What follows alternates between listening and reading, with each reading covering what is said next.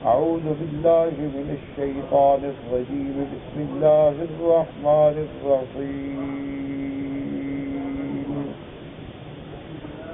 وقل لعبادي يقولوا التي هي أحسن إن الشيطان ينزغ بينهم إن الشيطان كان للإنسان عدوا مبينا ربكم أعلم بكم إن يشاء يرحمكم أو إن يشاء يعذبكم وما أرسلناك عليهم وكيلا وربك أعلم بمن في السماوات والأرض ولقد فضلنا بعض النبيين على بعض وآتينا داود زبورا۔ اللہ تبارک و تعالی نے کلام مقدس کی ان آیات مبارکہ میں جو سورت اسراء یا سورت بنی اسرائیل کی آیات ہیں،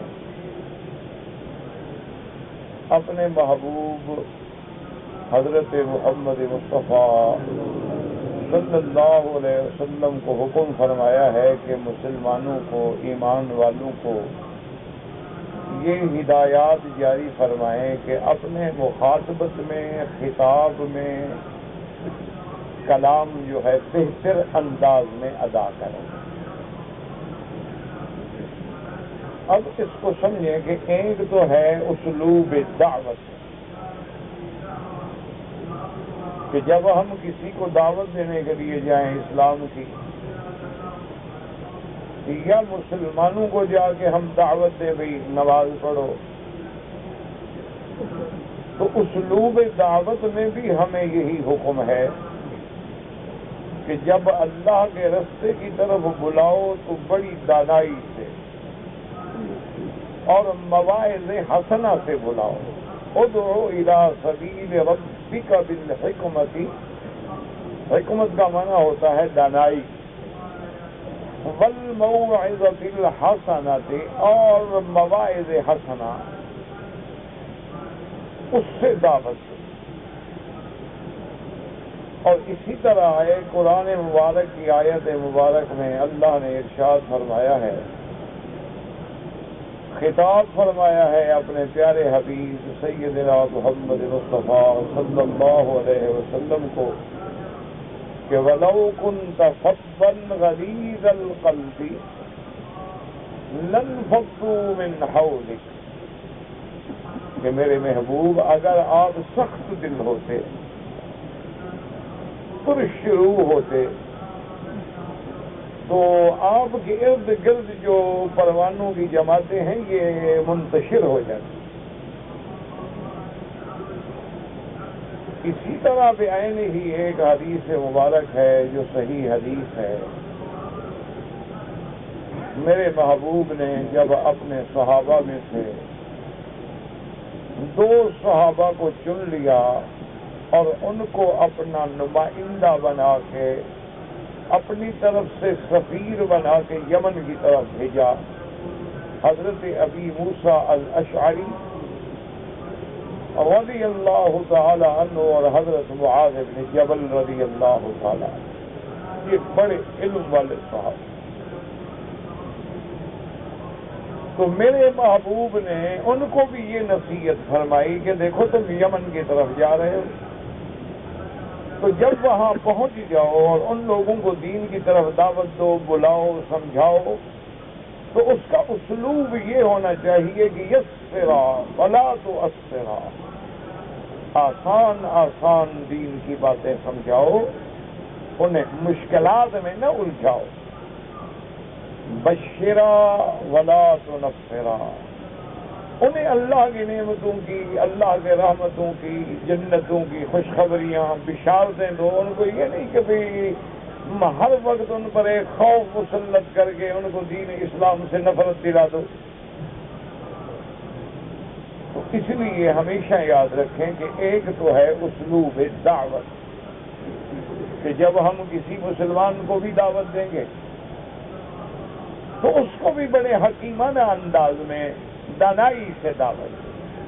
ایک آدمی ہے بے نماز ہے، ایک آدمی ہے اللہ معاف کرے گناہوں میں الجھا ہوا ہے، ایک آدمی ہے اللہ ہر مسلمان کو محفوظ رکھے شراب میں، کباب میں، شباب میں ڈوبا ہوا ہے۔ اب اس کو نکالنا ہے تو حکمت سے، طریقے سے، موعظہ حسنہ سے، بڑے نرم انداز میں ان کو دعوت دے گی، کیونکہ جو دعوت اسلوب اور حکمت سے دی جائے وہ دلوں میں اتر جاتی، اور جو بات نفرت سے کی جائے اس کا اثر نہیں ہوتا۔ ایک ہمیشہ بات یاد رکھیں۔ اسی لیے ایک واقعہ آتا ہے تاریخ میں، اس کا ذکر ہے کہ سیدنا حسن اور سیدنا حسین رضی اللہ عنہما دونوں بھائی ہیں، اولاد علی ہیں، نواسہ نبی ہیں رضی اللہ عنہما وارضاہ۔ دونوں ایک سفر میں تھے کہ دیکھا ایک بوڑھا آدمی وضو کر رہا ہے، لیکن اس بیچارے کو وضو کرنے کا صحیح ڈھنگ نہیں آتا، طریقہ نہیں آتا، صحیح وضو نہیں کر رہا۔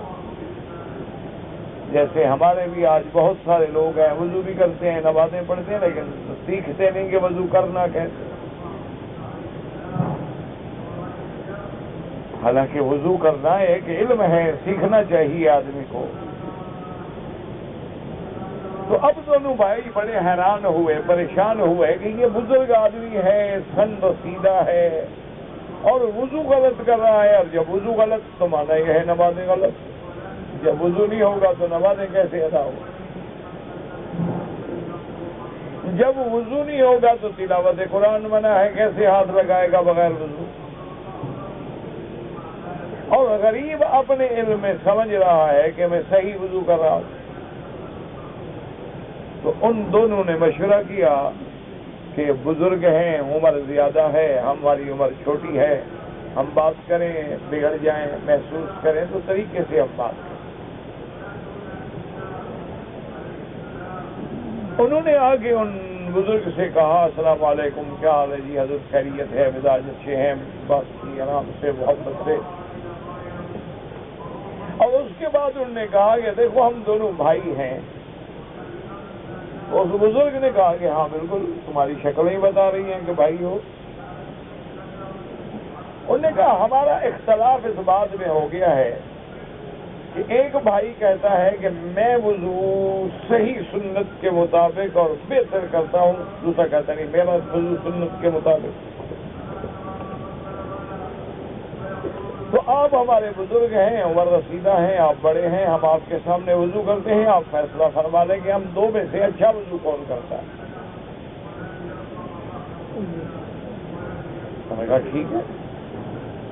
وہ سامنے بیٹھ گیا، حضرت حسن نے وضو فرمایا، پھر حضرت حسین نے وضو فرمایا۔ انہوں نے کہا بابا جان اب فیصلہ فرمائیں۔ انہوں نے کہا فیصلہ یہ ہے کہ تم دونوں ٹھیک کرتے ہو، وضو میں غلط کرتا ہوں۔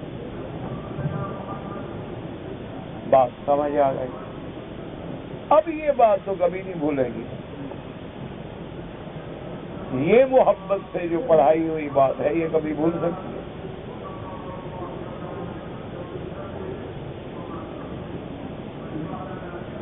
تو اس طرح جو بات ہے نا وہ دل میں اتر جاتی ہے بندے۔ اگر وہ کہتے ہیں بابا تم وضو غلط کر رہے ہو، غلط جاؤ جاؤ۔ ابھی آپ کسی حاجی کو مسئلہ بتائیں، کہے گا جاؤ، اور مجھے پتا ہے جی، کیونکہ جب بتانے والے کا انداز صحیح نہیں ہوگا اگلا تو بگڑے گا ہی بگڑے گا۔ وہ تو غریب خدا جانے زندگی میں پہلی دفعہ آیا ہے، اسے کیا پتا بیچارے کو عمرہ کیا ہے، احرام کیا ہے، طواف کیا ہے، واجب طواف کیا ہے، طواف کے سنن کیا ہیں، مستحبات کیا ہیں۔ غریب بیچارہ ایک اجنبی ہے، اور ایک ایسی ایسی عبادت ہے جو زندگی میں وہ پہلی دفعہ کر رہا ہے، تو وہ آپ کی شفقتوں کا محتاج ہے، آپ کی محبت کا محتاج ہے کہ اگر آپ دین جانتے ہیں، دین سمجھتے ہیں، تو بڑے پیار سے محبت سے پوچھیں حضرت کہاں سے آئے، کیسے آئے، ماشاءاللہ اللہ آپ کی حاضری قبول فرمائے، عمرہ قبول فرمائے، ہم یہاں رہنے والے ہیں، تو محسوس نہ کریں کہ تھوڑی سی بات میں بھی عرض کر دوں تو وہ بات سنے گا انشاءاللہ، تو وہ بات اس کے دل میں اتر جائے گی۔ تو اس لیے ایک تو حکم ہے دعوت دینے کا کہ جب کسی کو دعوت دو تو بڑے اسلوب سے اور مواعظ سے اور حکمتوں سے، اور اگلا نہ مانے پھر بھی برداشت کرو۔ دیکھا نہیں انبیاء علیہ السلام کی دعوت، حضرت نوح علیہ السلام کہتے ہیں کہ یا اللہ آپ جانتے ہیں 950 سال میں نے دعوت دی، 9.5 دن نہیں، 9.5 مہینے نہیں، 9.5 سال نہیں، 950 سال، یعنی تقریباً یوں سمجھ لیں کہ 9.5 صدیاں بیت گئیں دعوت دیتے دیتے، اور ان کی دعوت کے لیے کئی نسلیں بدل گئی، دادے مر گئے، بیٹے مر گئے، پوتے مر گئے، پھر اور نسلیں ہو گئیں، لیکن نے کہا اللہ میاں میری بات نہیں سنی، جب بھی میں ان کو بلاتا ہوں یہ بھاگتے، جب بھی ان کو میں تیری توحید کی بات کرتا ہوں کانوں میں انگلیاں دے دیتے ہیں، چہرے پہ کپڑا ڈال دیتے ہیں، میری شکل دیکھنا بھی نہیں چاہتے۔ میں نے ان کو میرا مولا، میں نے ان کو میدانوں میں کھلے بھی دعوت دی ہے، میں نے ان کو گھر جا کے چپکے سے بھی دعوت دی ہے، لیکن یہ کسی طور بھی ماننے پہ تیار نہیں۔ اسی طرح آپ دیکھیں کہ میرے محبوب رحمت دو عالم، اس سے آپ اندازہ کریں کوئی برداشت کی بات ہے کہ حضور کے محبوب ترین آپ کے چچا ہیں حضرت سیدنا حمزہ ام النبی المصطفیٰ رضی اللہ عنہ وارضاہ بطل الاسلام اور محبوب محمد مصطفیٰ، آپ ذرا اندازہ کریں نا، آپ کا کوئی مخالف سامنے آ جائے، اللہ معاف کرے، آپ کیسے بات کرتے ہیں؟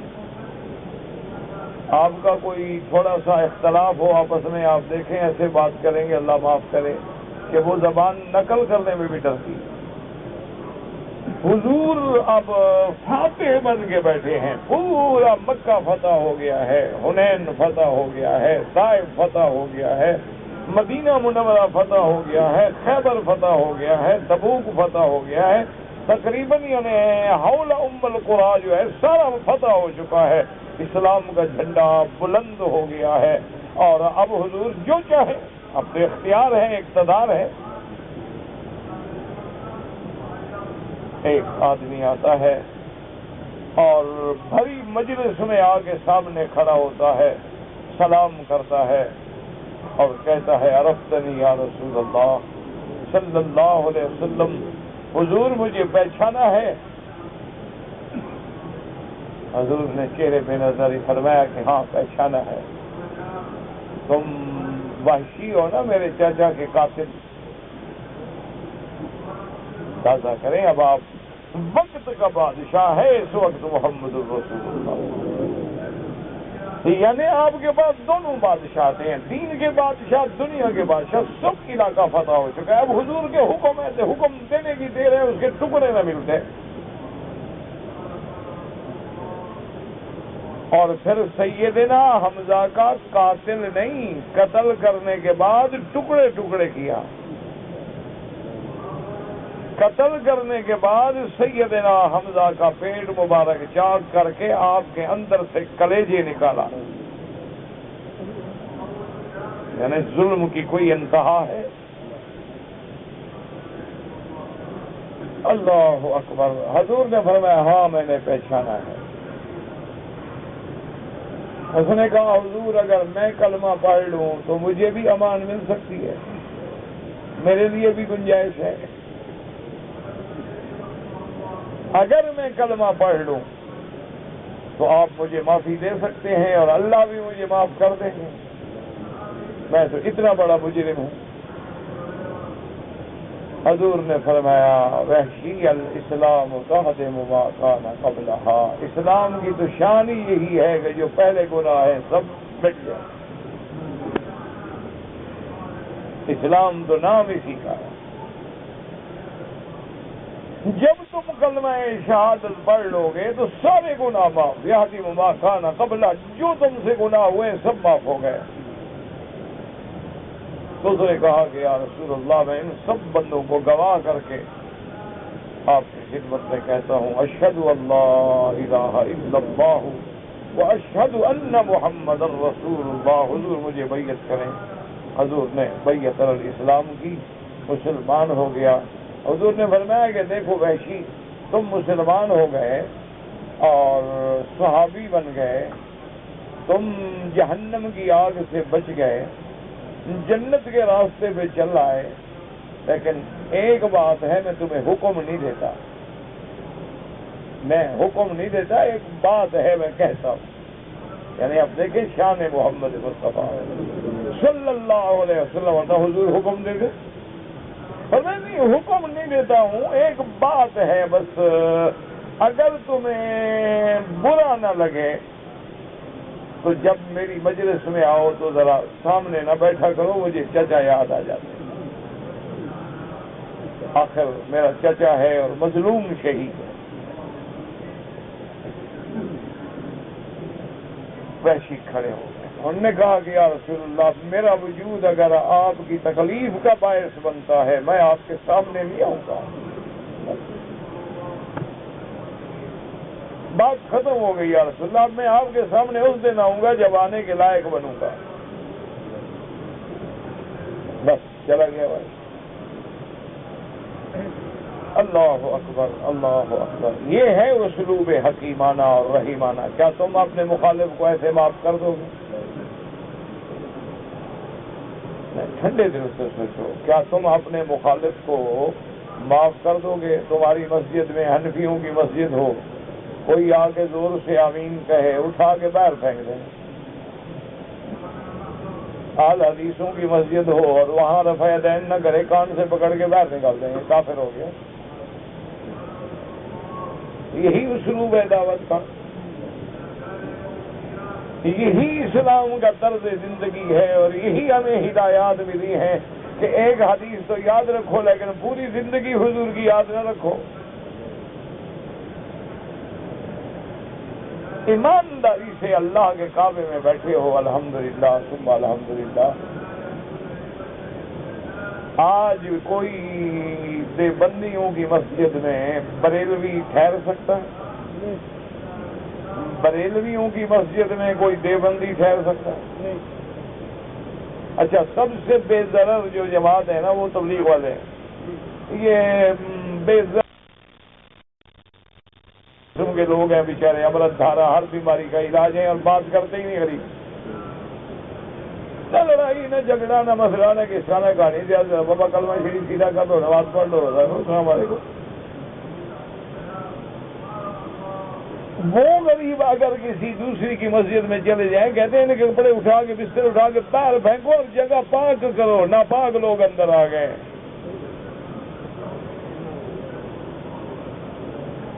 اب ٹھنڈے دل سے اپنے اعمال پہ غور کرو۔ یہ جو ہمارے اسلامی ملکوں میں، اسلام کے ملکوں میں قتل ہے، مسجدوں میں، عبادت خانوں میں، یہ کیا ہے؟ یہ مسلمان کی شان ہے؟ انا للہ و انا الیہ راجعون۔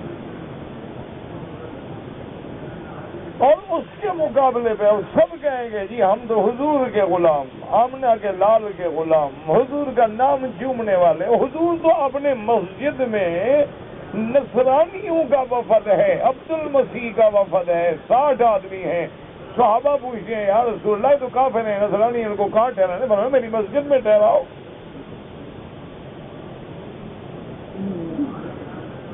یا رسول اللہ یہ کافر ہیں، حضور نصرانی ہے اور مسجد کون سی؟ تیری میری بنائی ہوئی مسجد نہیں، وہ مسجد محمد رسول اللہ جس کو حضور نے بنایا، مسجد نبوی۔ ہمارا ایمان ہے ذرہ ذرہ مدینے کا پاک، اور پھر مسجد محمد مصطفیٰ صلی اللہ علیہ وسلم۔ حضور نے فرمایا اللہ کے بندو میری مسجد میں ٹھہرا دو۔ دو باتیں ہیں، اول تو ہمارے پاس کوئی گیسٹ ہاؤس کوئی ریسٹ ہاؤس ہے نہیں کہ جہاں ہم پروٹوکول کے تابع اپنے مہمانوں کو ٹھہرائیں، اور دوسری بات یہ ہے کہ جب مسجد میں ہوں گے تو ہمیں نماز پڑھتا ہوا دیکھیں گے، قرآن سنیں گے، شاید ان کے دل میں بھی اللہ کا قرآن اتر جائے، اس میں حرج کیا ہے؟ آج بھی اگر تم اتنی فراخ دلی سے ایک دوسرے کے ساتھ پیش آؤ تو ایمان سے کہو جھگڑے ختم نہ ہو جائیں، یہ قتل اور خون ریزی اور یہ فساد فی الارض جو ہے یہ بند نہ ہو جائے۔ نہ کیا خیال ہے آپ کا کہ جب مسلمان نماز پڑھ رہا ہو اور مسجد کے باہر دو آدمی پہرے پہ کھڑے ہوں، آدمی کو ڈوب نہیں مرنا چاہیے کہ ہمیں نماز میں بھی امان نہیں؟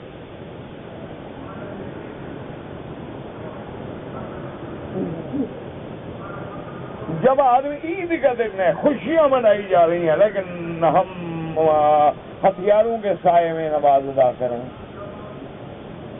کافر ملک میں مسلمان آرام سے نماز پڑھے، اپنے ملک میں ڈرے، قتل فساد خون ریزیاں، انا للہ و انا، یہ سارا قرآن نہیں پڑھتے ہیں کہ واللہ لا يحب الفساد ان اللہ لا يحب المفسدین واللہ لا يهدی القوم الظالمین، اور یہ سارا قرآن نہیں پڑھتے ہو کہ شرک کے بعد جو اللہ نے سب سے بڑی سزا رکھی ہے وہ کسی انسان بے گناہ کے قتل کرنے پہ رکھی ہے۔ کیا قرآن تمہاری آنکھوں سے اوجل ہو گیا؟ کون سا لفظ ہے جو قرآن نے، اللہ نے فرمایا من یقتل مؤمنا متعمدا، جو کسی کو جان بوجھ کے قتل کرے فجزاؤہ کیا ہے؟ جہنم، اور صرف جہنم نہیں، خالدن فیہا، ہمیشہ جہنم میں رہے گا۔ ہمیشہ جہنم میں تو مشرک رہتا ہے، مسلمان تو کبھی نہ کبھی نکلے گا نا، لیکن خلود کا لفظ جو ہے وہ تو کافروں کے لیے ہوتا ہے، لیکن یہاں اللہ نے قاتل کے لیے بھی کہا کہ جہنم خالدن فیہا غضب اللہ علیہ۔ بھئی جب جہنم آ گئی تو لفظ جہنم تھوڑی تھی، پھر ہمیشہ کے لیے خلود کا لفظ آ گیا تھوڑی سا لفظ، اس کے بعد ہی پھر میں نے غضب اللہ، اللہ کا غضب ہے اس پہ، وَلَعْنَهُ، اللہ کی لعنت ہے اس پہ، وَأَعَدَّ لَهُ عَذَابًا مُهِينًا۔ آپ دیکھو کون سا لفظ ہے جو اس آیت میں نہیں آیا۔ ایک حدیث میں آتا ہے اللہ نے فرمایا کہ ساری دنیا مٹ جائے یہ میرے لیے آسان ہے ایک بندے کے قتل ہو جانے، اور ہم بے گناہوں کو مار ڈالیں، انا للہ و انا الیہ راجعون، اور پھر ہم کہیں مسلمان ہیں جی ماشاءاللہ۔ جھگڑا کیا ہے جی؟ آپ نے کہا جی وہ دیوبندی ہے، وہ بریلوی ہے، وہ جناب سنی ہے، وہ جناب شیعہ ہے، وہ جناب دیکھو اہل حدیث ہے، وہ دیکھو جناب اہل حدیث حدیث کو نہیں مانتا ہے، وہ اہل قرآن۔ خدا کا نام لو، اور کوئی بڑے مسئلے نہیں ہیں، کوئی بڑے مشکلات نہیں ہیں جو اگر تم اعتدال کا دامن نہ پلا لو، خیر امتن بن جاؤ، امتن وسطا بن جاؤ، اور معاملے کو حل کرنے والے بن جاؤ تو بڑے آرام سے حل ہو سکتا ہے۔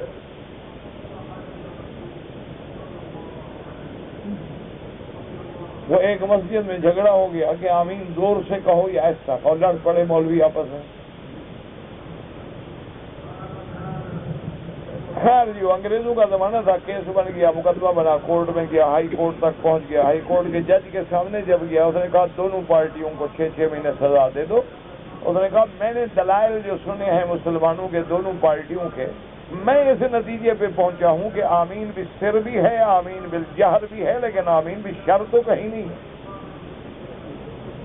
آہستہ آمین کہنے کے دلائل بھی ہیں، زور سے کہنے کے دلائل بھی ہیں، لیکن یہ تو کسی کتاب میں نہیں کہ آمین پہ لڑ پڑو۔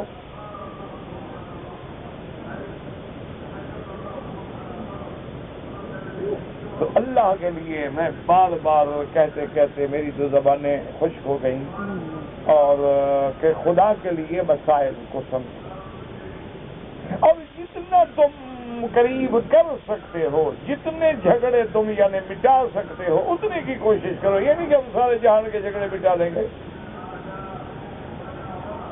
جو ہمارے بس میں ہے۔ گاؤں میں محلے سے شروع ہوتا ہے، پھر آگے بڑھتا ہے، پھر شہر میں آتا ہے، پھر آگے بڑھتا ہے، اسی طرح بات بنتی ہے۔ لوگ یوں ملتے گئے اور کارواں بنتا گیا، لیکن شرط یہ ہے کہ تم اخلاص کے ساتھ جھگڑے ختم کرنے کی کوشش کرو، نوجوانوں کی اصلاح کی کوشش کرو، مسلمانوں کو سمجھاؤ کہ تمہارا مقام، تمہاری عزت، تمہاری عظمت جو ہے وہ انصاف میں ہے، وہ عدل میں ہے، وہ مساوات میں ہے، وہ برداشت میں ہے، وہ مودت میں ہے، وہ رحمت میں ہے، وہ جھگڑے میں نہیں، وہ قتال میں نہیں۔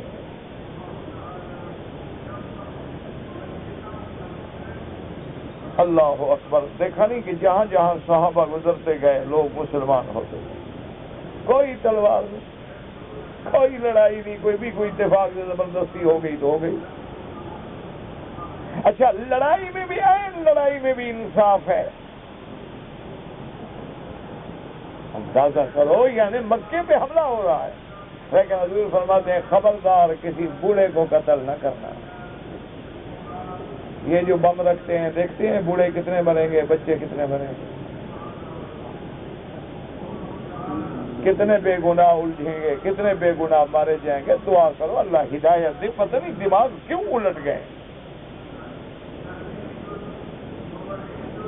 اور حضور نے سبق دیا، فرمایا کہ منل کا سلا، جو ہتھیار پھینک دے اس کو کچھ نہیں کہنا۔ فرمایا من اغلق بابہ، جو اپنا دروازہ بند کر کے گھر میں بیٹھ جائے کچھ نہیں۔ کسی عورت پہ حملہ نہ کرنا، کسی بچے پہ حملہ نہ کرنا، چاہے کافر ہو، یہودی ہو، اس کے مولوی اور پادری اور پنڈت پہ حملہ نہ کرنا۔ اور فرمایا اگر ان کافروں کے عبادت خانے ہیں، خبردار ان کے کسی عبادت خانے کو نہیں گرانا، ان کے کسی معبد کو نہیں گرانا۔ وہ گراتے ہیں، گرانے دو، اللہ بڑا ہمارا قادر ہے، وہ بدلہ لینے پہ قادر ہے۔ ہم کیا کر لیں گے مسلمان؟ ہم تو معذور ہیں، مجبور ہیں، مقہور ہیں، ہم کیا بدلہ لے سکتے ہیں؟ جب ہم اپنی طرف سے بلا وجہ لڑتے ہیں تو وہ اللہ کی مدد بھی آنا بند ہو جاتی ہے کہ چلو تم خود بدلہ لے لو پھر اپنا۔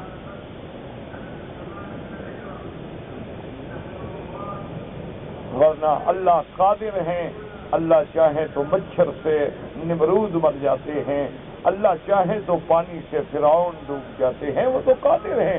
جب ہم خود لڑنا شروع کر دیں گے تو پھر اللہ کی طاقت کہاں سے آئے گی؟ اللہ فرمائے گا جاؤ اپنا بدلہ لو۔ اسی لیے قرآن کہتے ہیں نا فلا یسرف فی القتل، اگر کسی نے تیرا قتل بھی کیا ہے تو زیادتی نہ کرنا، اگر زیادتی کرو گے تم ظالم بن جاؤ گے۔ انہ کان منصورا، مقتول کا ولی جو ہے اس کی اللہ کی طرف سے مدد اس وقت تک ہوگی جب تک وہ صبر کرے گا۔ حضرت صدیق کا ایک آدمی سے جھگڑا ہوا، بات بڑھتی گئی، حضور بھی کھڑے سن رہے ہیں، وہ اللہ کا بندہ گالیاں دینے پہ اتر آیا ہے، انسان ہے۔ حضرت صدیق برداشت کرتے رہے، آخر انسان ہے، حضرت صدیق کو بھی جوش آ گیا۔ جب حضرت ابو بکر نے جواب دیا تو حضور چلے گئے، بات ختم ہو گئی۔ بعد میں حضرت ابو بکر نے عرض کیا کہ یا رسول اللہ، جب تک وہ مجھے گالیاں دیتا رہا، لڑائی کرتا رہا اور وہ بلا وجہ، اور آپ سنتے رہے، اگر میں نے جواب دیا بجائے میری مدد کرنے کے آپ مجھے چھوڑ کے چلے گئے۔ فرمایا ابو بکر جب تک تو چپ تھا تو اللہ کا فرشتہ تیری نصرت میں کھڑا تھا، اور جب تو بول پڑا تو فرشتہ بھی چلا گیا تو محمد بھی چلا گیا۔ صلی اللہ علیہ وسلم، پھر ہماری مدد کی تو ضرورت ہی، تو خود بدلہ لینے پہ آ گئے۔ اسی لیے ہمیشہ یاد رکھیں کہ ایک تو ہے اسلوب دعوت، کہ جب کسی کو دعوت دینی ہو تو اس میں بڑی حکمت ہو، موعظت ہو، اور اس میں بڑا انداز ہو کہ وہ دعوت جو ہے دوسرے کے دل میں گھر کر جائے، جو محبت سے سبق پڑھایا جائے وہ کبھی نہیں بھولتا ہے۔ میں نے شاید پہلے بھی کبھی سنایا ہو میرے استاد سے، اللہ ان کی قبروں پہ کروڑوں رحمتیں فرمائے، حضرت گمانوی رحمۃ اللہ علیہ، بہت بڑے عالم، بہت بڑے محدث، بہت بڑے مفسر، ولی من اولیاء اللہ، جلسے پہ کبھی مجھے بلاتے تھے، بس ان کی محبت ہے، ورنہ میں کیا اور میرے سب بزرگ تھے، محبت کی شفقت فرماتے تھے، چھوٹوں کو بھی بڑا بنا لیا۔ میں پہنچا رات کو تقریباً 3 بجے، سردی کا زمانہ تھا اور بے انتہا سردی۔ میں نے بڑی کوشش کی کہ طلباء کا دروازے کھل جائیں، کوئی طالب اٹھ جائے، کوئی کمرہ کھل جائے تو رات ہم کمرے میں گزار لیں گے طالبوں سے، استادوں کو تکلیف نہ ہو۔ لیکن طالب تو پھر طالب ہوتا ہے نا جی، اللہ رحمت کرے، اس کو تو اللہ پاک سمجھا سکتے ہیں اور کوئی سمجھا نہیں سکتا۔ ہم نے جناب دروازے کھٹکھٹائے، مارا، نیند میں بے ہوش ہے اسے، آخر ہم نے جناب اینٹ لے کے دروازوں کو ماری۔ اب ہم سردی میں باہر ٹھٹر رہے ہیں اور دروازے نہیں کھولتے، تو حضرت نے کہیں ہو گیا تو پوچھا کون ہے، انہوں نے کہا مکی صاحب ہیں، اور طلباء کے دروازے کھولنے کی کوشش کر رہے تھے کہ آپ کو پریشانی نہ ہو۔ انہوں نے کہا اچھا خیر ہے، کوئی بات نہیں، ان کو بلاؤ اور آئے۔ گھر میں گئے، تھوڑی دیر میں پھر تشریف لائے، سردی میں ایک چادر لپیٹی ہوئی ہے، ہم جناب کانپ رہے ہیں، اور حضرت کے اوپر صرف ایک چادر سی ہلکی سی۔ آئے، کہنے لگے کہ ہاں آپ کی دادی کو میں نے دوسرے کمرے میں بھیج دیا ہے، تو یعنی حضرت کی جو اہلیہ تھی، میرے لیے دادی تھی بہرحال، تو میرے کمرے میں میرے بسترے پہ تم سو جاؤ، اور یہ ساتھ تمہارے جو آدمی ہے یہ سو جائے، اور بس میں نماز کے لیے چلا جاتا ہوں، وقت تھوڑا رہ گیا ہے، میں مسجد چلا جاتا ہوں۔ اب ہم کیا کہیں، نہ تو حضرت کے آگے بول سکتے ہیں، استاد ہے۔ تو سارا کچھ کرنے کے بعد وہ تھوڑی دیر چلے گئے حضرت، پھر کنڈی کھٹکھٹائی، تو میں جلدی سے بھاگ کے دروازے پہ گیا، تو کہتے وہ پانی گرم کر کے میں نے کہا آپ کو دے دوں تاکہ آپ کو تہجد کے لیے تکلیف نہ ہو۔ میں نے کہا حضرت میں تو فرض مشکل سے پڑھتا ہوں، حضرت نے آپ مجھے تہجد پڑھوا رہے ہیں۔ استاد کے آگے کیا کہہ سکتا ہوں، میں گناہ گار آدمی ہوں، فرض بھی اللہ نصیب کرتا ہے، میں بدکار کے بندہ ہوں، میں کہا تہجد والا یا تہجدیں پڑھنے والا۔ تو اندازہ کریں کیا خیال ہے آپ کا، پھر اس کے بعد آدمی سو سکتا ہے؟ اور حضرت کا بستر کیا تھا، وہ ایک ہماری بلوچی سندھی رلی کہتے ہیں اس کو، گندی بھی کہتے ہیں، رلی بھی کہتے ہیں، وہ بچھی ہوئی تھی، اور جناب ایک پرانا سا سرانا تھا۔ میرے ساتھ جو آدمی تھا میں نے کہا یار تم ہمت کرو تو سو جاؤ، میں تو کچھ گندا آدمی ہوں، خناس قسم کا، مجھے تو اس بستر پہ تھوڑی نیند آئی۔ بس حضرت نے پانی گرم دیا ہے، میں وضو کرتا ہوں اور میں بھی نماز پڑھ لیتا ہوں آج حضرت کی برکت سے، تو رات اسی طرح گزارا۔ یہ باتیں کو بھول سکتا ہے؟ آج حضرت قبر میں چلے گئے، لیکن ہمیں تو وہ سبق یاد ہے۔ میں جب پڑھتا تھا نا ان کی خدمت میں، مجھے یاد ہے اچھی طرح، وہ تہجد کے وقت جب حضرت گزرتے نا ہماری چارپائیوں کے ساتھ قریب سے گزر کے مسجد جاتے تھے، تو میری چارپائی کے قریب کھڑے ہو جاتے اور کہتے طالبوں کو بھائی فقیرو اس کو نہیں اٹھانا، اس فقیر کو نہیں اٹھانا، یہ تہجد نہیں پڑھتا، اس کو نہیں اٹھانا، اس کو نہیں اٹھانا، ابھی بچہ ہے، کیا تہجد کوئی فرض تو ہے نہیں، اس کو نہ اٹھانا، نیند خراب نہ ہو۔ میں اٹھ کے میں نے کہا حضرت اٹھا تو دیا، اور کیسے اٹھائیں گے، جوتے ماریں گے۔ اچھا فقیرہ اٹھ گئے چلو پڑھ لو 2 رکعت۔ ایسے استاد کہاں ملے؟ اللہ ان کی قبروں پہ کروڑوں رحمتیں فرمائے، اللہ پاک ان کی قبروں کو باغ جنت بنائے، اللہ تبارک و تعالیٰ ان کے علم سے ہمیں بھی کوئی کروڑواں حصہ ہی نصیب کر دے تو ہمارے لیے بہت بڑی بات ہے۔ یہ استاد ہم نے دیکھے تھے، آج ہیں ایسے استاد؟ نہ شاگرد ایسے ہیں نہ استاد ہے۔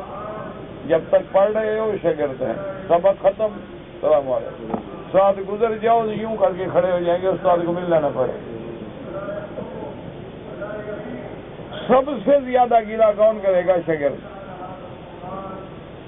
سب سے زیادہ غیبت اور نقصان کون پہنچائے گا؟ شاگرد۔ اسی لیے وہ کسی کا ہے نا کہ سادیہ شیرازیہ سب کے مدے کمزاد را کمزاد چو ملا شود گلا کند استاد را۔ اسی لیے شیخ سعدی رحمت اللہ علیہ ایک شہر سے گزر رہے تھے، بستی سے، تو کتوں نے حملہ کیا، تو حضرت نے جلدی جلدی پتھر اٹھا کے اپنی جان بچانے کے لیے مارنا چاہا، تو پتھر زمین میں گڑے ہوئے تھے، اب وہ پتھر نکلے نہیں۔ اتنے میں خیر لوگ آ گئے، حضرت کو کتوں سے بچایا، تو فرمانے لگے کہ بھائی بچا ماشاء اللہ شہر کے لوگ بڑے سمجھدار ہیں، پتھروں کو باندھ دیا ہے، کتوں کو چھوڑ رکھا ہے۔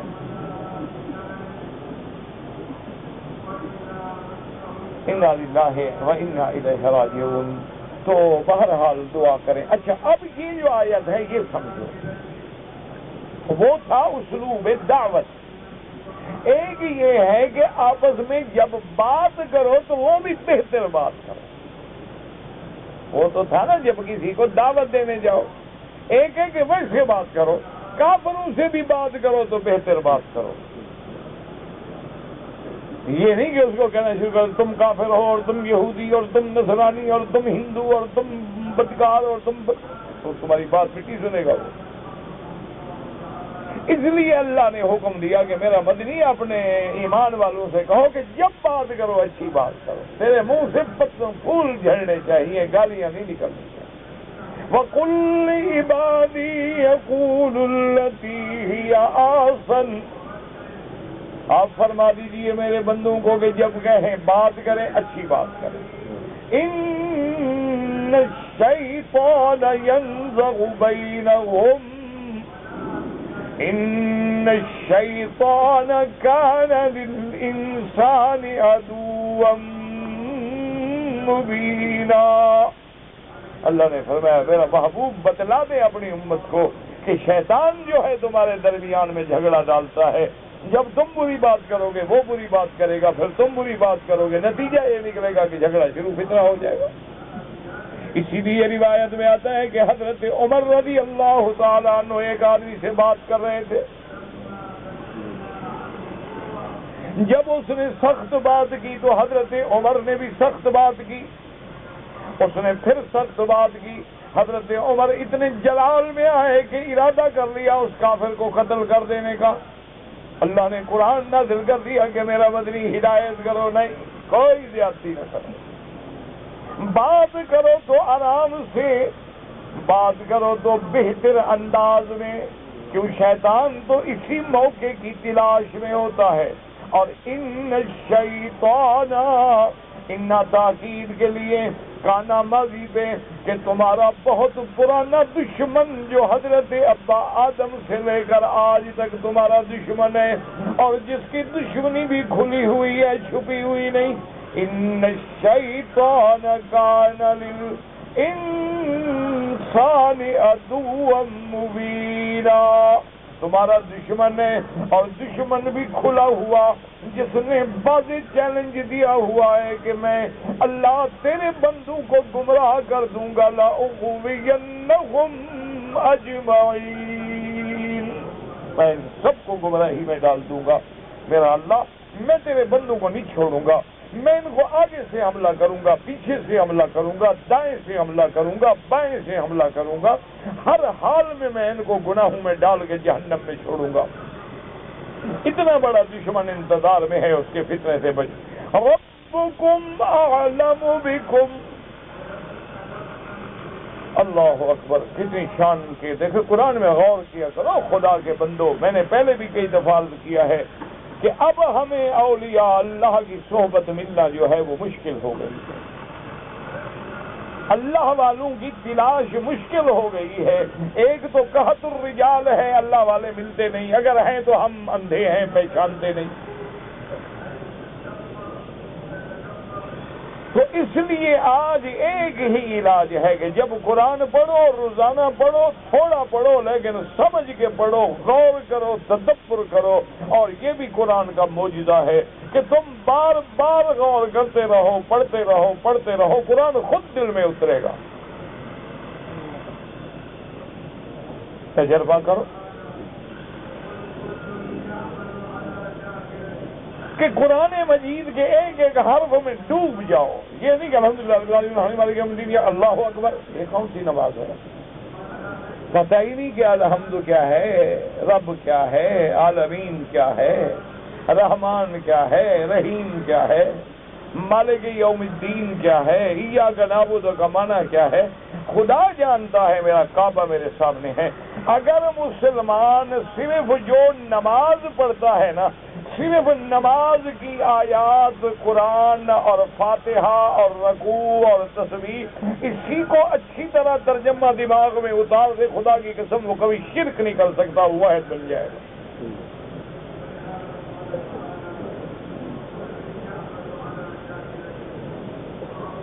دیکھو نا جی، ایاک نعبد کیا مانا؟ کوئی ڈر و شرو نہیں، میں کوئی کھا جاؤں گا یار، میں تمہاری طرح بندہ ہوں. ایاک نعبد، تیری ہی کی بات. آگے کیا؟ ایاک تجھ ہی سے. ٹھیک ہے، ہر نماز میں کہتے ہو دیوبندی، بریلوی، اہل حدیث، اپنا پرایا سب بیٹھتے ہو کہ نہیں کہتے ہو؟ تو جب ایاک نعبد ہو تو قبر پہ سجدہ کیسے کرے گا؟ تیری ہی عبادت کرتے ہیں. تو سجدہ تو عبادت ہے، رکوع تو عبادت ہے، جھکنا تو عبادت ہے. تجھ ہی سے مدد مانگتے ہیں. جب یہ بات دماغ میں اتر جائے تو یا علی مشکل کشا کیسے کہے گا؟ یا رسول، یا نبی مدد کیسے کہے گا؟ غیر سے مانگ ہی نہیں سکتا. جب تجھ ہی سے مانگتے ہیں، صرف اپنی نماز کو اور قرآن کو صحیح کر لو، سارے مسئلے حل ہو جائیں گے، کوئی بات نہیں. اور اب اصلاح کا ذریعہ یہ ہے، کیونکہ حضور پاک کا زمانہ مبارک گزر گیا، لیکن اللہ کے نبی کا معجزہ قرآن تو ہمارے گھر میں ہر وقت موجود ہے نا. تو اگر آپ نے ہدایت چاہتے ہو، ہدایت ڈھونڈتے ہو، میرے حاجی بھائی، معتبر بھائی، اللہ نے تمہیں موقع دیا ہے کہ کعبے میں آئے ہو، مدینے میں آئے ہو. پھر چند دن اس حرم میں گزریں گے، چند دن اس حرم میں گزریں گے. خدا کے لیے شاپنگ میں، بازاروں میں، سیر میں، تفریح میں اپنے وقت کو ضائع نہ کرو. اللہ کے کعبے میں بیٹھ کے بس کعبے پہ نظر ہو، قرآن پہ نظر ہو، غور کرو. دیکھو چند دنوں میں انقلاب آتا ہے کہ نہیں آتا. اب دیکھو قرآن کے الفاظ پہ غور کرو. سبحان اللہ.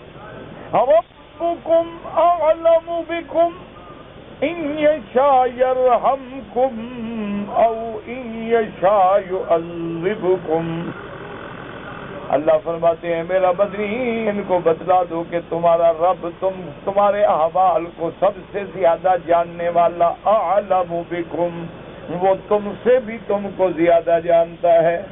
جو تم اپنے بارے میں تم خود نہیں جانتے وہ جانتا ہے.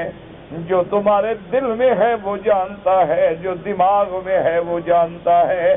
ایک حاملہ عورت کے پیٹ میں بچہ ہے، وہ نہیں جانتی کہ میرے بچے کی عمر کتنی ہے، رزق کتنی ہے، کالا ہوگا کہ گورا ہوگا، با حیا ہوگا کہ بے حیا ہوگا، عمر لمبی ہوگی کہ چھوٹی ہوگی، قد لمبا ہوگا کہ چھوٹا ہوگا. لیکن اللہ فرماتا ہے میں سب جانتا ہوں. اللہ اکبر. ربکم اعلم بکم، تیرا رب تم سے بھی زیادہ بہتر جانتا ہے. تو محتاج ہے وہ جانتا ہے، تو بھوکا ہے وہ جانتا ہے، تو گناہ کرتا ہے وہ جانتا ہے، تو تہجد میں رات کو سر ڈال کے روتا ہے وہ جانتا ہے. اگر تیری روزی نہیں بڑھا رہا تو وہ جانتا ہے، اگر روزی کھول دی ہے وہ جانتا ہے. بڑھانے میں بھی حکمت ہے، گھٹانے میں بھی حکمت ہے. ربکم اعلم بکم ان یشاء یرحمکم او یشاء یعذبکم، اللہ نے فرمایا میرا محبوب یہ بھی بتلا دو بندوں کو کہ وہ چاہے تو رحم کر دیں تم پہ اور چاہے تو عذاب دے دیں، کون روکنے والا ہے؟ دعا کرو اللہ ہم پہ بھی رحم کرو۔ اللہ اکبر، قرآن جب پڑھا کرو نا جہاں رحمت کی آیتیں آئیں تو رحمت مانگا کرو، اور جہاں عذاب کی آیتیں آئیں اللہ کے عذاب سے پناہ مانگا کرو۔ اور مانگنے کا طریقہ یہ نہیں ہے کہ ایک منٹ میں مانگ کے چلے جاؤ۔ جب ایک آیت اتری صحابہ فرماتے ہیں قام رسول اللہ صلی اللہ علیہ وسلم بآیت، ساری رات میرے مدنی نے ایک آیت پڑھتے گزار دی۔ وہ آیت کیا تھی؟ ان تعذبہم فإنہم عبادک وَإِن تَغْفِرْ لَهُمْ فَإِنَّكَ أَنْتَ الْعَزِيزُ الْحَكِيمُ۔ اللہ کے نبی نے جب یہ آیت پڑھی کہ میرا مولا اگر تو اپنے بندوں کو عذاب دے تو تیرے بندے کیا کر سکتے؟ دعا کرو اللہ عذاب اٹھا لے، اللہ عالم اسلام سے عذاب اٹھا لے۔ آج ہی اخباروں میں بڑا زلزلہ آیا ہے، ہزاروں بندے مر گئے ایران میں، دعا کرو اللہ رحم کرے۔ اللہ اکبر، اللہ ان پہ بھی رحم کرے۔ آج ان کو پتا ہوگا نا جن کے گھر زمینوں میں دھس گئے، لاشیں ملبے کے نیچے آ گئی، جن کی اولادیں ملبے کے نیچے پڑی ہوں، ماں باپ تڑپ رہے ہوں، کبھی غور کیا کیا بیتے گی؟ ابھی بھی تم شیعہ سنی کے جھگڑے میں رہو گے۔ انا للہ و انا الیہ راجعون۔ بندہ بندہ ہے، کوئی ہو، انسان انسان ہے، اور یہ ایسے عذاب اللہ معاف کرے، اچھا خاصا شہروں زمین میں دھس جائے۔ اس لیے جب عذاب، حضور ساری رات یہ آیت پڑھتے رہے کہ ان تعذبہم، اگر آپ ان کو عذاب دیں تیرے بندے ہیں کیا کر سکتے، وَإِن تَغْفِرْ لَهُمْ، اور میرا مولا اگر آپ ان کو بخش دیں، معاف کر دیں، عذاب ٹال دیں، آپ غالب بھی ہیں، حکمت والے بھی ہیں، یعنی جیسے عذاب دینے پہ قادر ہیں عذاب ٹالنے پہ بھی قادر ہیں، اور عذاب نہ دینے سے میرا مولا تیری شان میں کوئی کمی نہیں آئے گی، آپ غالب ہی رہیں گے۔ کیوں کبھی ایسا بھی ہوتا ہے نا، بندہ کہتا ہے یار یہ پکڑا تو گیا ہے، میں اس کو مار بھی سکتا ہوں لیکن کل مجھے زیادہ تکلیف پہنچائے تو ڈر کے مارے بھی چھوڑ دیتا ہے نا، لیکن اللہ تو غالب ہے، تو چھوڑ دے تب بھی غالب ہے، عذاب دے تب بھی غالب ہے، اگر عذاب دے تب بھی تیری حکمت ہے، اور چھوڑ دے تو تیری حکمت ہے۔ اسی لیے دعا ہے کہ اللہم لا تہلکنا بذنوبنا، اللہ ہمارے گناہوں کی وجہ سے ہمیں برباد نہ کر، اللہم لا تعذبنا بذنوبنا، اللہ ہمارے گناہوں کی وجہ سے عذاب نہ دے، اللہم لا تہلکنا بما فعل السفہاء منا، یا اللہ ہمارے جاہلوں نے جو ظلم کیے ہیں، جو جرم کیے ہیں، جو شرک کیے ہیں، جو بت پرستیاں کی ہیں، جو قبر پرستیاں کی ہیں، ان کی وجہ سے ہم پہ عذاب نازل نہ کر، اپنے عذاب سے بچا لے۔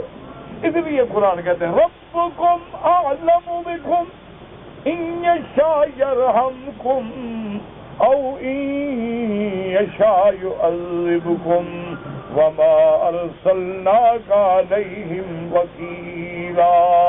اور میرا مدنی ہم نے آپ کو ان پہ کوئی نگہبان بنا کے تو نہیں بھیجا، آپ کے ذمہ ہے کہ دین پہنچا دیں، مانے تو مانے، نہ مانے تو نہ مانے، آپ کی ذمہ داری دین پہنچانا ہے، آپ کی ذمہ داری نہیں ہے کہ ان کو ہدایت پہ لے آئیں، یہ میرے ہاتھ میں ہے۔ دعا کریں اللہ ہم سب کو ہدایت کا فیصلہ کر دیں اور عذاب رفع فرما دیں، پورے عالم اسلام سے عذاب رفع فرما دیں۔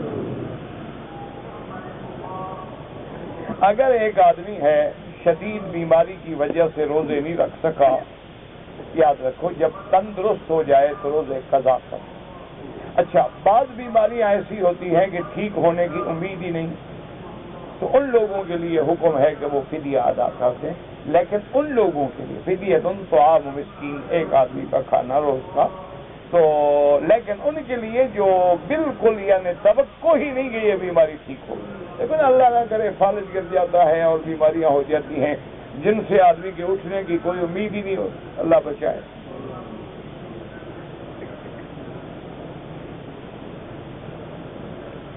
اگر میرا بھائی ہے غریب ہے میں اس کو زکوٰۃ دینا چاہوں بالکل دے سکتے ہیں اور بھائی کو بتانے کی کوئی ضرورت نہیں ہوتی کہ یہ زکوٰۃ ہے. بس تمہاری دل میں نیت ہے کہ میں زکوٰۃ دے رہا ہوں, باقی بھائی کو کیوں بتا کے خراب کرتے ہو. بھائی کو دے سکتے ہو, بہن کو دے سکتے ہو, ہر رشتہ دار کو, ماں سوا ماں باپ دادا دادی نانا نانی بیٹا بیٹا بیٹا بیٹی ان کو نہیں دے سکتے, باقی ہر رشتہ دار کو دے سکتے. اگر ایک آدمی عمرے پہ آ رہا تھا, احرام باندھا ہوا تھا, اس نے دانت لگوائے ہوئے تھے مصنوعی, اس کا دانت گر گیا تو اس سے دم پڑے گی. ایک اس کا دانت گر گیا ہے باقی دم اسی پہ پڑے ہیں. واہ بھائی, وہ پہلے اس کا نقصان ہو گیا. اچھی شریعت ہے کہ اور بکری بھی اسی کو بھرنی پڑے. وکل کرو, کس بات کی دم پڑ گئی. اس بیچارے کے چاہے اپنا دانت گر جائے یا نقلی دانت گر جائے کوئی دم نہیں. میں نے عمرہ کیا, عمرہ کرنے کے بعد مدینہ منورہ چلا گیا. 5-6 دن کے بعد مدینے سے آ کے عمرہ کیا تو بال کینچی سے کٹوائے. میرا بھائی اگر پہلے آپ نے اس طرح پھروایا تھا تو 5 دن میں تو بال اتنے بڑے نہیں ہو جاتے کہ تم نے کینچی سے کٹوائے تھے. اگر پہلے اس طرح پھروایا ہے اور دوبارہ مانا کینچی تم نے لگائی ہے, کٹایا کچھ نہیں, دم پڑ گئی اور اس طرح بھی پھرواؤ. ہم 3 ساتھی عمرے کے لیے رات کو آئے ہیں. ہم نے سامان رکھنے کے بعد طواف کے لیے آئے. پہلے چکر میں ساتھی بچھڑ گئے. 2 نے تو طواف پورا کیا, صفا کیا, بال کٹوایا. ایک نے طواف کیا, پھر ساتھیوں کو ڈھونڈتا رہا. رات ہوٹل گیا, فجر کی نماز بھی قضا ہو گئی. پھر صبح کو ساتھیوں نے اس کو صفا مروہ کرایا, بال کٹوائے, بالکل ٹھیک ہو گیا, کوئی بات نہیں. میرا بھائی خدا کے لیے جب اس ملک میں آتے ہو عمرے کے لیے تو عمرہ سیکھ کے آؤ. ساتھی بچھڑ جائیں. اور ایک بات یاد رکھو کہ جب آپ حرم میں آئیں جس دروازے سے داخل ہوں بس صرف دروازہ یاد کر. اچھا نام یاد نہیں ہوتا ہے, نمبر لگے ہوئے ہیں, 60 نمبر ہے, 61 نمبر ہے, 62 نمبر ہے, اور ساتھیوں کو بتا دو کہ جو پچھڑے فارغ ہو گئے اسی دروازے 61 نمبر پہ آئے.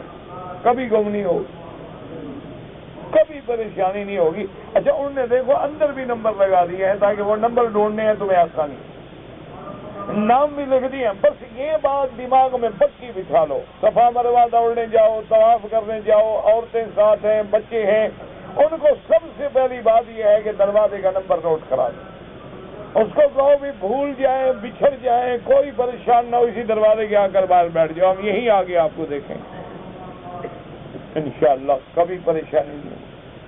تو بہرحال جو ساتھی گم ہو گیا, اب دیکھیں نا اس کی فجر نماز بھی چلی گئی. ایسے عمرے کا کیا فائدہ جس میں نماز چلی جائے. نماز فرض ہے. فجر کی نماز اس بیچارے کی قضا ہو گئی, حرم کی نماز سے محروم ہو گیا. اچھا عمرہ کیا اور غریب نے. بہرحال اللہ قبول کرے, اس پہ کوئی دم نہیں, کیونکہ طواف اس نے کر لیا تھا. پھر فجر کے بعد آگے صفا دوڑا, پھر بال کٹوا لیے, ٹھیک ہو گیا.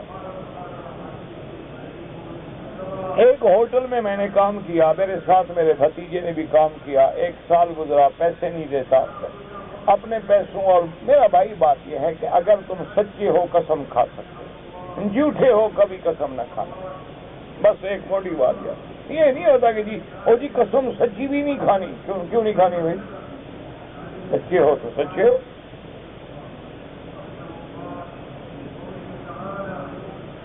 اگر کوئی شوہر اپنی بیوی کا غلط راستہ استعمال کرے, اس پہ اللہ کی بھی لعنت ہے, رسول کی بھی لعنت ہے, ملعون ہے. توبہ کرے, استغفار کرے اور آئندہ ایسی حرکتوں سے باز آ جائے.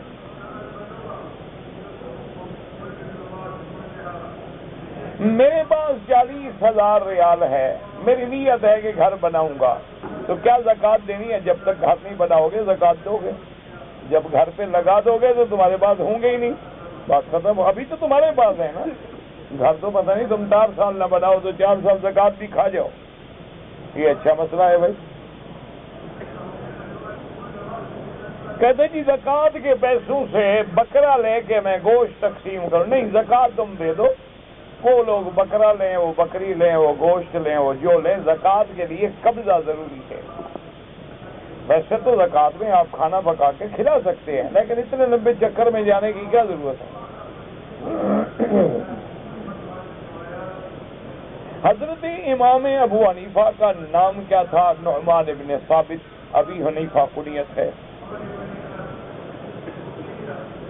اگر آپ نے رمضان المبارک کے بعد مدینہ منورہ سے احرام باندھ کے عمرہ کیا ہے تو اب بہتر یہی ہے کہ اختلاف سے بچتے ہوئے تم ایک بکری حج کی تمتع کی دے دینا، بس بہتر ہے، حل یہ آسانی ہے، ورنہ امام ابو حنیفہ رحمۃ اللہ علیہ کے نزدیک تو عمرہ کرنا ہی نہیں چاہیے تھا، لیکن چونکہ تم نے آفاق سے عمرہ کیا، باہر چلے گئے تھے، تو بہرحال اب اسی سال اگر حج کرو تو ایک بکری تمتع کی دے دینا، اگر حج نہ کرو تو کوئی بکری نہیں۔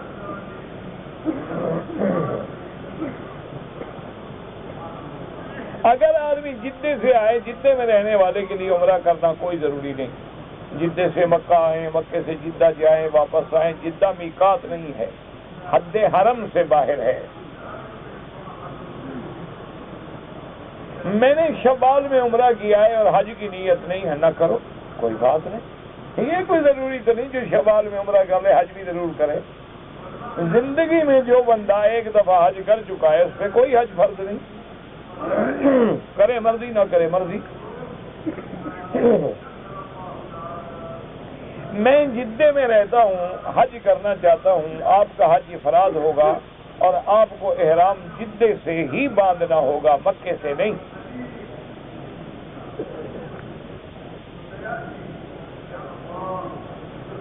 ہمارا آپس میں جھگڑا ہے، اللہ جھگڑا دور کرے، اتفاق پیدا فرمائے۔ ہمارا آپس میں روڈ شری میں جھگڑا، اللہ پاک جھگڑے دور فرمائے، بھائیوں کو اتفاق نصیب فرمائے۔ وہ بزرگوں کے مقامات ہیں، خدا کے لیے جھگڑے کر کے اپنے بڑوں کو بدنام نہ کریں، اور جھگڑا ختم ہونا کوئی مشکل بات نہیں، ایک آدمی ذرا تھوڑا سا ناک نیچی کر لے بس جھگڑا ختم۔ اگر دونوں اکڑ کے کھڑے رہو پھر تو ختم نہیں ہوتا، ایک چھوٹا بن جائے جھگڑا ختم ہو جائے گا۔ ماں باپ کے لیے حج کر سکتا ہوں؟ بالکل کر سکتا نہیں، ضرور کرو اگر اپنا کر چکے ہو۔ کعبہ شریف کی طرف پاؤں کر کے بیٹھتے ہیں، ان کے نزدیک بے ادبی میں شمار ہی نہیں، جن لوگوں ملکوں میں بے ادبی شمار ہو وہ نہ کریں، بعض ملکوں میں یہ چیز بے ادبی میں شمار نہیں ہوتی تو وہ بے ادبی کے لیے نہیں کرتے بیچارے۔ میں تصویر اپنا طواف میں تیسرا کلمہ پڑھتا رہتا ہوں، جو تمہیں آتا ہے پڑھتے رہو، سب جائز ہے۔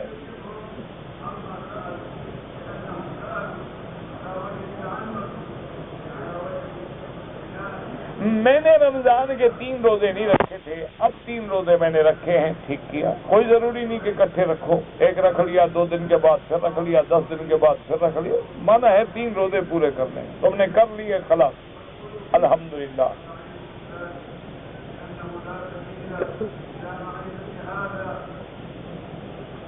حضرت سے سنا ہے کہ رمضان میں سورج گرہن چاند گرہن دونوں ہو گئے، اور ایک حدیث میں آیا ہے کہ جس رمضان میں دونوں گرہن واقع ہوں گے مہدی آئیں گے۔ میں نے تو نہیں پڑھا، یا تو وہ مجھے پڑھا دو، لکھ کے بھیج دو، یا حوالہ کتاب کا لکھ دو، میں پڑھ لوں، ضروری تو نہیں آدمی ہر بات پڑھ کے بیٹھا ہو۔ اگر ایک آدمی قرآن پڑھ رہا ہے، اذان آ جائے، قرآن پڑھتا رہے، جواب بھی دے سکتا ہے پڑھنے میں، کوئی مسئلہ نہیں۔ ایک آدمی حنفی المسلک ہے، وہ اور میدان عرفات میں ظہر عصر کی نماز، دیکھو بھائی بات سنو، حنفی ہو یا شافعی، اگر اللہ تمہیں مسجد میں پہنچا دے تو جیسے امام صاحب پڑھائیں گے 2 رکعت ظہر اور 2 عصر اور ملا کے پڑھائیں گے ظہر عصر، اسی طرح پڑھ لو، کسی جھگڑے میں نہ پڑھو۔ اگر تم اپنے مسلک پہ بہت زیادہ پابندی کرنا چاہتے ہو تو ہر کیمپ میں علماء بھی موجود ہوں گے، جماعتیں بھی ہوں گی، پھر اپنے مسلک کے مطابق پڑھ لینا، ورنہ بلا وجہ جھگڑوں میں نہ پڑو۔ یہ اعلیٰ اولا کے مسئلے ہیں، کوئی کفر اسلام کا بس جنگ نہیں ہے۔ کہتے جی کہ میں نمازی ہوں، میری بیوی بھی نمازی ہے، پھر بھی پریشانیاں آتی ہیں۔ پریشانیاں آتی ہی نیک آدمی کو ہیں، برے کو تھوڑی آتی ہے۔ برے آدمی کو تو کبھی پریشانی نہیں آتی، جو دیکھیں فاسق ہیں، فاجر ہیں، جو عورتیں میک اپ سنگار کر کے کلبوں میں ہوٹلوں میں جاتی ہیں، خاوند بھی راضی، گھر والے راضی، محلے والے راضی۔ جو بیچاری پردے دار ہے، قرآن پڑھتی ہے، نماز پڑھتی ہے، گھر والے بھی ناراض، شوہر بھی ناراض، سب ناراض۔ یہ تو امتحان ہے اللہ کا۔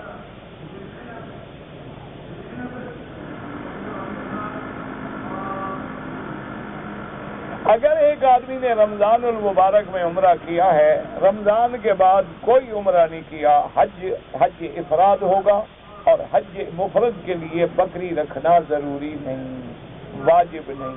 اللہ پیسے دے تو 100 رکھ لو، کوئی منع نہیں، لیکن ضروری نہیں کہ بکری دے۔ ایک آدمی مکہ مکرمہ میں رہنے والا ہے، حج ادا کیا، مجھے کیا پتا کون سا حج ادا کیا، تمتع تھا، افراد تھا، کیا تھا۔